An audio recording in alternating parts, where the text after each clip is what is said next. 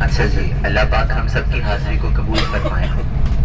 ابھی ہم لوگ غار ثور میں کے پاس تھے اور ہم سب نے وہاں سنا کہ ہمارے نبی صلی اللہ علیہ وسلم نے غار ثور میں کتنے دن قیام کیا تھا جی؟ 3 دن۔ اس بات کو 1400 سال ہو گئے ہیں آج، لیکن آپ نے دیکھا کتنے لوگ آئے ہوئے تھے وہاں، اور بہت سارے لوگ اوپر چڑھے ہوئے تھے، اور یہ روز آتے ہیں یہاں پر، روزانہ ہزاروں لوگ ادھر آتے ہیں اس کی زیارت کرنے کے لیے۔ مطلب میں بچپن سے یہی رہتا ہوں، میں روز لوگوں کو یہاں دیکھتا ہوں۔ میں چھوٹا سا تھا تب سے دیکھتا ہوں یہاں پر لوگ آتے ہیں۔ جب ہم چھوٹے تھے تو پتہ نہیں ہوتا تھا کہ اتنا زیادہ لوگ یہاں کیوں آتے ہیں۔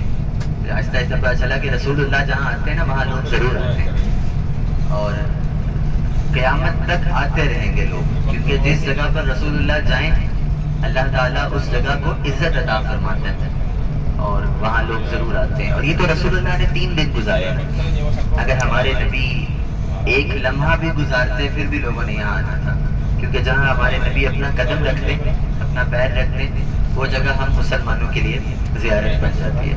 اچھا، اب اس غار ثور کے اندر سب سے بڑھ کر جس نے قربانی دی وہ ہے ابو بکر صدیق رضی اللہ تعالیٰ۔ توجہ ہے سب کی؟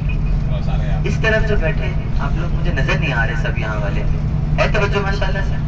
سنیں جی بات، ابو بکر صدیق رضی اللہ تعالیٰ عنہ نے بہت بڑی قربانی دی غار ثور میں۔ سب سے پہلی قربانی یہ دی کہ آپ اپنا سب کچھ چھوڑ کر رسول اللہ صلی اللہ علیہ وسلم کے ساتھ گئے۔ آپ کے بچے، آپ کی ماں، آپ کا گھر، آپ کی دکان، سب کچھ چھوڑ دیا اور چلے گئے رسول اللہ کے ساتھ۔ ابو بکر صدیق کا ایمان تھا، کہتے میں اللہ کے نبی کے ساتھ جا رہا ہوں تو اللہ خود ہی میرے گھر کی حفاظت فرمائے گا۔ یہ آپ نے پہلی قربانی دی۔ دوسری قربانی کہ آپ کو کاندھوں پہ بٹھا کر رسول اللہ کو اوپر لے کر گئے۔ ایک اور قربانی دی ابو بکر صدیق نے، اور وہ کیا ہوا سنیے گا۔ ابو بکر صدیق کہتے ہیں کہ جب میں رسول اللہ کو کاندھوں پر بٹھا کر اوپر لے کر گیا تو وہ کہتے ہیں ہم اوپر گئے تو ابو بکر صدیق کہتے ہیں میں نے رسول اللہ سے کہا کہ رسول اللہ آپ سو جائیں، رات کا وقت ہے، تھک گئے ہوں گے، آرام کریں۔ ابو بکر صدیق کہتے ہیں کہ حضور صلی اللہ علیہ وسلم نے میری گود میں سر رکھ لیا، اور ابو بکر صدیق کہتے ہیں حضور سو گئے۔ اب آپ مجھے بتائیں کہ کیا کسی انسان کے لیے اس سے بڑھ کر کوئی خوش نصیبی ہو سکتی ہے کہ رسول اللہ اس کی گود میں سر رکھ کے سو جائیں؟ اس سے بڑی خوش نصیبی کوئی نہیں ہے۔ اللہ کے حبیب کسی کی گود میں سر رکھ کر سو رہے ہیں، یہ بہت بڑی خوش نصیبی کی بات ہے۔ اور ابو بکر صدیق کہتے ہیں کہ جب رسول اللہ نے میری گود میں سر رکھا اور وہ سو گئے تو ابو بکر صدیق کہتے ہیں زندگی میں پہلی بار میں نے حضور صلی اللہ علیہ وسلم کے چہرے کی زیارت اتنے قریب سے کی، اتنے قریب سے پہلی بار حضور کا چہرہ دیکھا۔ کیونکہ پہلے کبھی ایسا نہیں ہوتا تھا، پہلے جب حضور سامنے ہوتے تھے تو صحابہ نظریں نیچی کر کے بات کرتے تھے، کبھی بھی آنکھوں میں آنکھیں ڈال کے بات نہیں کرتے تھے حضور سے۔ تو ابو بکر صدیق کہتے ہیں کہ پہلی بار ہوا کہ میں نے رسول اللہ کا چہرہ اتنے قریب سے دیکھا۔ امام طبرانی اور کئی مفسرین نے اور کتابوں میں لکھا ہوا ہے کہ وہ رات کا وقت تھا، اور غار ثور کے اندر کوئی لائٹ تو نہیں چل رہی تھی نا جی، اندھیرا تھا۔ اس اندھیرے میں ابو بکر صدیق کہہ رہے میں نے رسول اللہ صلی اللہ علیہ وسلم کے چہرے کو دیکھا۔ تو اس کا مطلب یہ ہے کہ رسول اللہ کا جو چہرہ تھا نا وہ اندھیرے میں بھی لوگوں کو نظر آ جایا کرتا تھا، اندھیرے میں بھی لوگ اس کی زیارت، کیونکہ حضور کا نورانی چہرہ تھا، اندھیرے میں بھی نظر آتا تھا۔ اور پھر ابو بکر صدیق کہتے ہیں کہ وہاں ایک خطرناک واقعہ ہوا۔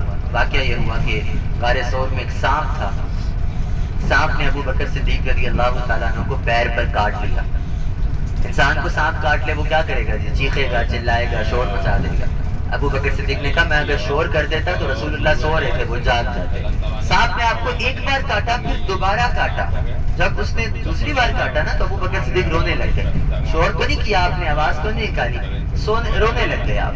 تو آپ کی آنکھوں سے نا آنسو گرے، اور وہ اللہ پاک کی طرف سے ایک وجہ بنی کہ رسول اللہ آپ کی گود میں سو رہے تھے، وہ آنسو گر کر رسول اللہ پر گر گیا، آنسو ہمارے نبی کے چہرے پر گر گیا۔ تو رسول اللہ اٹھ گئے، اور اٹھ کر ہمارے نبی نے پوچھا ابو بکر کیوں رو رہے ہو؟ تو ابو بکر صدیق کہتے ہیں رسول اللہ پیر پر سانپ نے کاٹا ہے۔ تو حضور صلی اللہ علیہ وسلم نے اپنا لعاب دہن، اچھا لعاب دہن کا مطلب ہے اپنا تھوک مبارک جو تھا، وہ ابو بکر صدیق کے پیر پہ لگایا جہاں سانپ نے کاٹا تھا۔ ابو بکر صدیق فرماتے ہیں رسول اللہ نے لعاب دہن لگایا، کہتے ہیں مجھے جتنا درد ہو رہا تھا سارا درد ختم ہو گیا، جتنی تکلیف ہو رہی تھی کہتے ہیں ساری تکلیف دور ہو گئی۔ ہے کوئی ایسا علاج کسی کے پاس آج کے دور میں؟ حضور نے لعاب لگائے، ہمارے نبی کا معجزہ تھا جو آپ نے وہاں پر کیا۔ اور پھر سنیں ابو بکر صدیق نے تو یہ قربانیاں دی نا، انسان کو 2 چیزیں بڑی پیاری ہوتی ہیں، توجہ ہے آپ سب کی میرے ساتھ؟ 2 چیزیں انسان کو بہت عزیز ہوتی ہیں، ایک اپنی جان دوسرا اپنی اولاد، اپنی بچے، یہ دو چیزوں کا انسان بہت خیال کرتا ہے۔ ابو بکر صدیق نے اپنی جان بھی دے دی غار ثور میں، اپنے بچے بھی قربان کر دیے رسول اللہ پر۔ آج میں اور آپ بڑی باتیں کرتے ہیں، ہمیں رسول اللہ سے محبت ہے، یہ ہوتی ہے محبت جو ابو بکر صدیق نے کر کے دکھائی، اپنا سب کچھ حضور پہ قربان کیا۔ اور پھر سنیں، ابو بکر صدیق تو خدمت کر رہے تھے، آپ کی ایک بیٹی ہیں، ان کا نام ہے اسماء۔ کیا نام ہے جی؟ اسماء رضی اللہ تعالیٰ عنہ۔ ان کی عمر شاید 10 یا 11 سال تھی، چھوٹی بچی تھی۔ روز کھانا لے کر اوپر آتی تھی، کھانا، دودھ اور پانی لے کر 5413 فٹ کے اوپر جا کر کھانا جا کے پہنچایا کرتی تھی۔ مجھے آپ بتائیں، اتنی سی بچی، 10-11 سال کی بچی 5000 فٹ کیسے چڑھتی ہوگی جی؟ اگر ہم سوچیں تو یہ سمجھ میں نہیں آتا، بڑا مشکل کام ہے۔ چھوٹی سی بچی کیسے چڑھتی ہے 5000؟ اب تو سیڑھیاں ہیں، تب تو سیڑھیاں بھی نہیں تھی نا۔ 5000 فٹ چڑھنا یہ کوئی آسان بات نہیں ہوتی، جو سمجھ رہے ہوں گے آپ سب میری بات کو۔ 1000 فٹ اگر انسان بغیر سیڑھیوں کے چڑھے تو وہ بہت بڑی بات مانی جائے گی، 5000 فٹ کیسے چڑھتی تھی؟ تو علماء نے کتابوں میں لکھا ہوا ہے کہ یہ سوچو کہ وہ کھانا کس کے لیے لے کے جا رہی تھی؟ رسول اللہ صلی اللہ علیہ وسلم، اور اس کے لیے ابو بکر صدیق رضی اللہ عنہ۔ یہ دو کون ہیں؟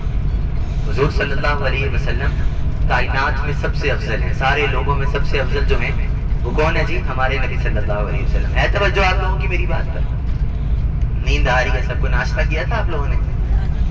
سنیں میری بات کو، سب سے افضل کون ہے؟ ہمارے نبی صلی اللہ علیہ وسلم۔ اور اللہ کے جتنے نبی ہیں نا، سارے نبیوں کے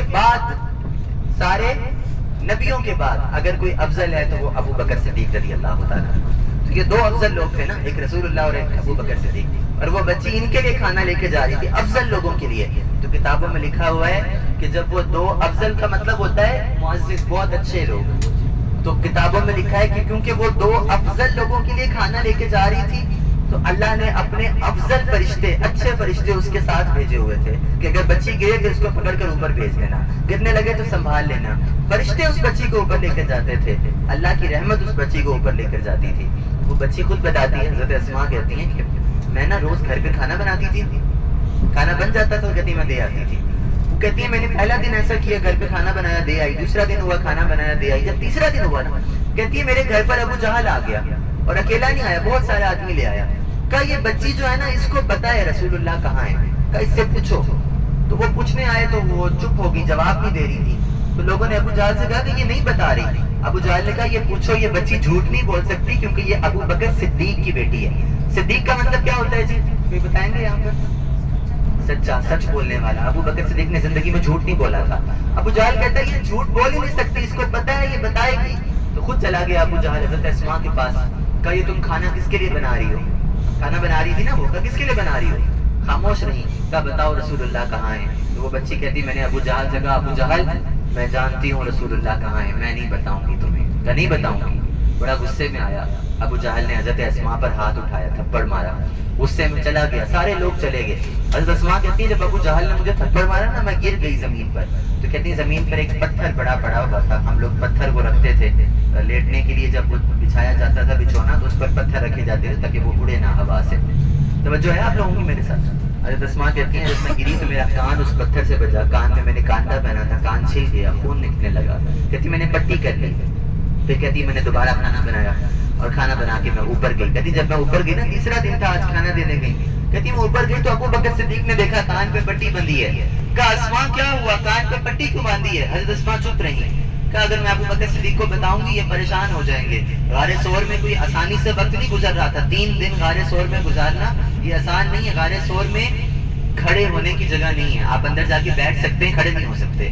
آپ مجھے بتائیں جہاں کھڑے ہونے کی جگہ نہ ہو وہاں 3 دن گزارنا کوئی آسان بات تو نہیں ہوگی نا جی۔ حضرت اسماء کہتی ہے میں نے ابو بکر صدیق کو جواب نہیں دیا، میں چپ رہی۔ کہتی ہے پھر ساتھ میں رسول اللہ بیٹھے تھے، انہوں نے کہا اسماء بیٹا بتاؤ کیا ہوا ہے؟ کہتی جب حضور نے کہا نا بتاؤ، کہتی میں رو پڑی، میں چپ نہیں رہ سکی۔ کہتی میں نے سوچا کہ اگر حضور کو نہیں بتانا تو اور کس کو بتانا ہے، یہی تو ہیں جو لوگوں کے دکھ سنتے ہیں، لوگوں کی پریشانیاں سنتے ہیں۔ رو پڑی اور کہتی ہیں یا رسول اللہ ابو جہل نے مارا ہے، کب میرے گھر آیا تھا آپ کا پوچھ رہا تھا، میں نے بتایا نہیں، اس نے مجھے مارا ہے۔ حضور کی آنکھوں میں آنسو آ گئے، ہمارے نبی نے دعا کے لیے ہاتھ اٹھائے اور دعا کی، فرمایا یا اللہ میں ابو بکر صدیق اور ابو بکر صدیق کے بچوں سے راضی ہوں، کہ یا اللہ تو بھی ابو بکر صدیق اور ابو بکر صدیق کے بچوں سے راضی ہو جا۔ ہمارے نبی نے یہ دعا دی ابو بکر صدیق کو۔ میں بات کو ختم کرتا ہوں، ہمارا جو دین ہے وہ قربانیوں کا نام ہے۔ قربانیاں دی ہیں صحابہ نے. آج اگر آپ حرم جاتے ہیں اور اے سی چل رہا ہے, ٹھنڈا زمزم مل رہا ہے, تو یہ صحابہ کی قربانیاں ہیں جو آج ہمیں اتنا سکون ہے. ورنہ کوئی کعبے کے پاس کسی کو قرآن نہیں پڑھنے دیتا تھا, مارنا شروع کر دیتے تھے لوگ مسلمانوں کو. ہمارے نبی نے وہ قربانیاں دی ہیں, صحابہ نے قربانیاں دی ہیں. میں تو ابھی آپ کو صرف غار ثور کا بتا رہا ہوں. دین اسلام میں اتنے سالوں تک قربانیاں صحابہ نے دی ہیں کہ میں اور آپ وہ قربانیوں کا سوچ بھی نہیں سکتے. ہم یہ دعا کرتے ہیں اللہ پاک سے, جیسے صحابہ نے دین کے لیے قربانیاں دی ہیں, اللہ پاک ہمیں بھی دین کے لیے قربانیاں دینے کی توفیق عطا فرمائے. اللہم آمین. اب انشاءاللہ آپ یہ سیدھے ہاتھ پہ اگر دیکھیں گے نا تو یہ عرفات کا میدان ہے, ہم اس میں جانے لگے ہیں انشاءاللہ. یہ درختوں والا جو آپ کو میدان نظر آ رہے ہیں, یہ ہے میدان عرفات. انشاءاللہ ہم اس کے اندر جائیں گے. عرفات وہ جگہ ہے جہاں پر لوگ حج کرنے کے لیے جاتے ہیں. تو انشاءاللہ ہم ابھی اس عرفات کے میدان کے اندر جا کر اس کی زیارت کریں گے.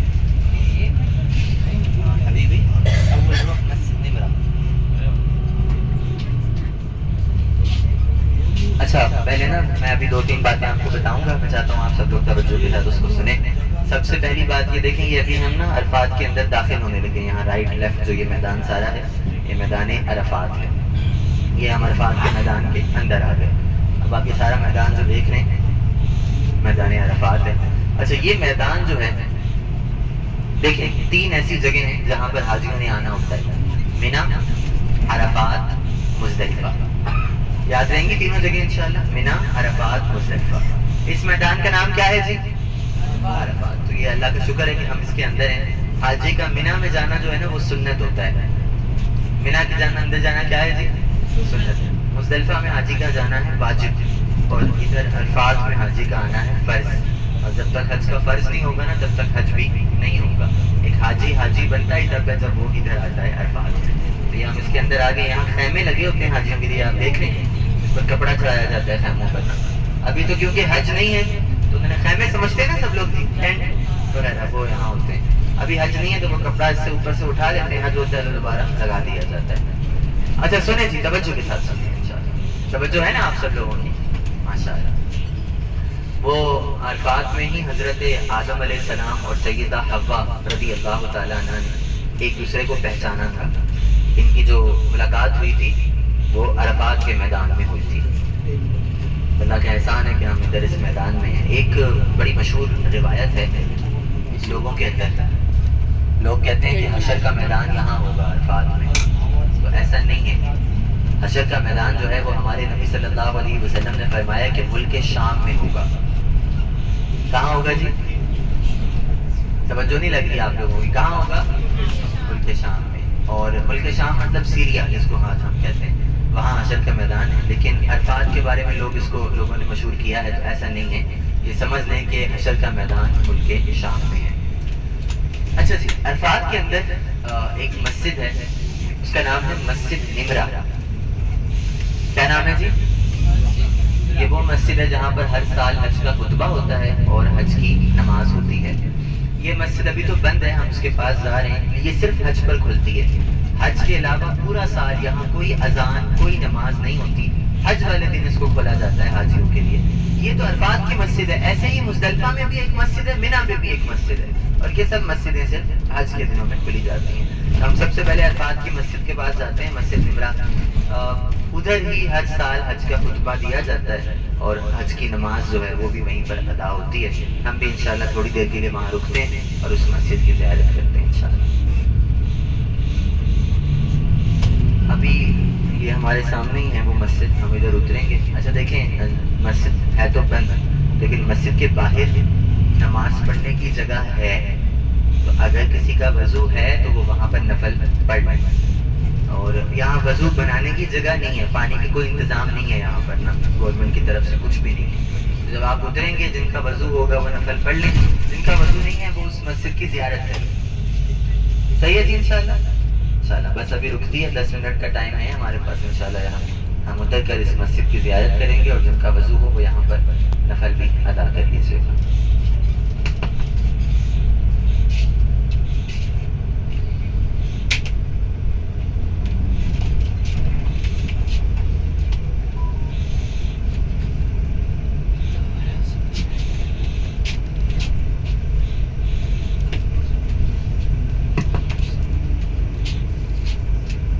اچھا یہ دیکھیں, یہاں جانا ہے، آپ نے جہاں سامنے لوگ نماز پڑھے نا ادھر